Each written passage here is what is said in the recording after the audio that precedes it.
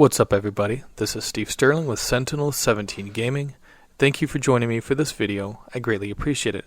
Now, if you haven't subscribed to my channel, please take the time to do so. I would greatly appreciate it. If you enjoy this video, hit that like button. If you got something to say, leave it in the comments section below. And if you know someone else who might enjoy this video, definitely share it with them. I would greatly appreciate it.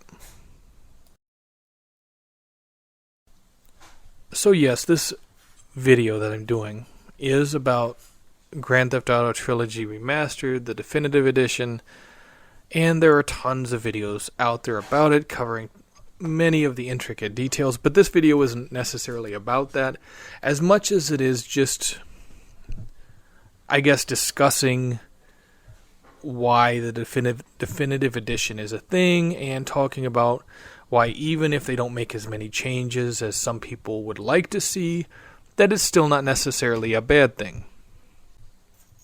Now, for those of you that don't know, Grand Theft Auto 3 released in 2001.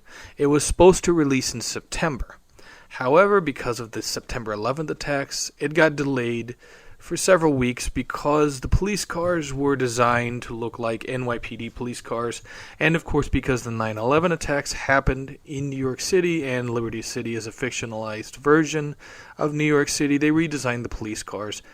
There was also a character that was an anarchist that would give you missions about bringing down the system and all of that. They took him out. I mean, he's still in the game. He's hidden, but you can't really access him. At least not through the console versions. However, the missions that he would give you, the rampages, are still there. Just a little bit of information most people may not be aware of. So that's why Grand Theft Auto 3 got delayed, and that's why it released in October instead of September. So it's the 20-year anniversary this October. And, of course, Rockstar, you know, they're going to want to do something so that they can pay homage to the game that essentially started it all. Yes, there were Grand Theft Autos 1 and 2, but to be honest, they just weren't as important as Grand Theft Auto 3 because that was the game that really got the entire Grand Theft Auto franchise off the ground and into the stratosphere. Because after that, people really started giving a shit about the franchise, and they said, wow, Grand Theft Auto is great. You know, I completely can attest to that because Grand Theft Auto 3 is the reason why I bought a PlayStation 2 in the first place. It was the game that sold me on getting a PS2 and leaving Camp Nintendo far behind. So Grand Theft Auto 3 comes in the door. It's edgy, it's adult, it's graphic. Everyone is like, holy shit, this is the greatest thing since sliced bread. And everybody wanted Grand Theft Auto 3. It was fucking phenomenal. And of course, it made a big name for itself. And Rockstar said, hey, you know, at first they had said, hey, this might be a little bit of taking a chance, switching it to 3D, but we'll try it, you know. And it worked, you know, and it took off like a bat out of hell. And they said, how are we going to make the sequel even better? Now, the sequel technically to Grand Theft Auto 3 is Grand Theft Auto 4, but seeing as America was at war at the time, it's kind of hard for them to really say, hey, we're going to make Grand Theft Auto 4 instead in modern times. They did what a lot of people would do. They said, if we were going to make a game set in any particular time, what time period would be such a badass time to make a crime game in? And of course it's the 80s, because there's a lot of crime movies from the 80s that are still seen as some of the greatest crime movies of all time. One of those, of course, being Scarface, and you can see the subtle hints and nods to Scarface all throughout Grand Theft Auto Vice City. And a lot of people consider Grand Theft Auto Vice City to be the greatest Grand Theft Auto game of all time. And completely understandable. It had an amazing soundtrack. Tommy Vercetti is a badass. I mean, it's a hell of a fun game. And yeah, the gameplay is a little dated, but I think with a new paint job and with the frame rate fixed, because those are two big things that you'll notice, differences between the console version and like the mobile version, which fixes the frame rate and the graphics, you'll notice those differences right away, and I think that's a lot of what you're going to see in the definitive edition.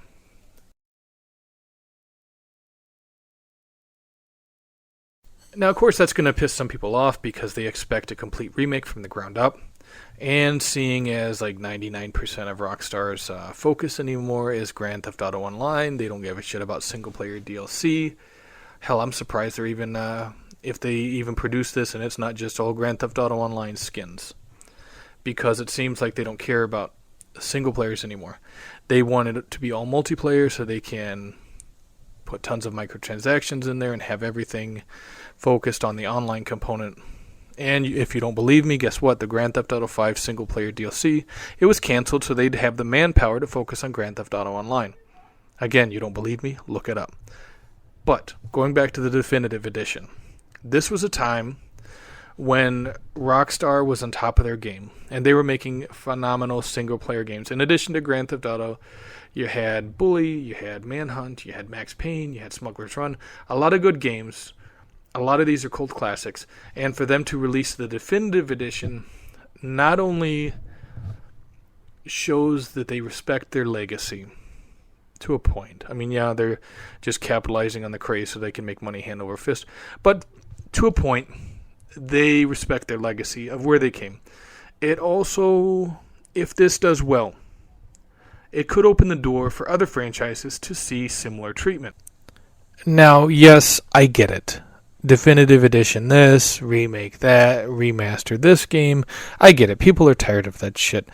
Games take now longer to make than they did during the PlayStation 2 era. Of course, everybody knows this. I mean, that's a no-brainer. But I think, especially with Rockstar, it just like, it feels like they're coasting on past successes. I know everyone loves Red Dead Redemption 2. It looks phenomenal. And that's fine. You know, I think there's no excuse, though, for them releasing Grand Theft Auto 5, which is a 2013 PlayStation 3 and Xbox 360 game. There is no excuse for releasing that shit again. There's just not. So I think a good middle ground is releasing this Definitive Edition. Because, yeah, it's not Grand Theft Auto 6 like everyone wants. It's not Grand Theft Auto 6 like we should have fucking had by now. But at least it gives us the opportunity to play Grand Theft Auto games that, storytelling-wise and just fun factor-wise, are so much more damn fun than Grand Theft Auto 5. Because, in my opinion, out of Grand Theft Auto 3, Vice City Stories, Liberty City Stories, San Andreas, Grand Theft Auto 4, episodes of Liberty City, and Grand Theft Auto 5, GTA 5 is the weakest in the bunch. So maybe this definitive edition will give people a Grand Theft Auto game that they're probably going to enjoy. Anyway, that's it for this video. Thank you so much for watching. I greatly appreciate it. If you haven't subscribed to my channel, again, feel free to do so. And if you're on Twitter, definitely check me out, because I'm on Twitter as well, at Sentinel17.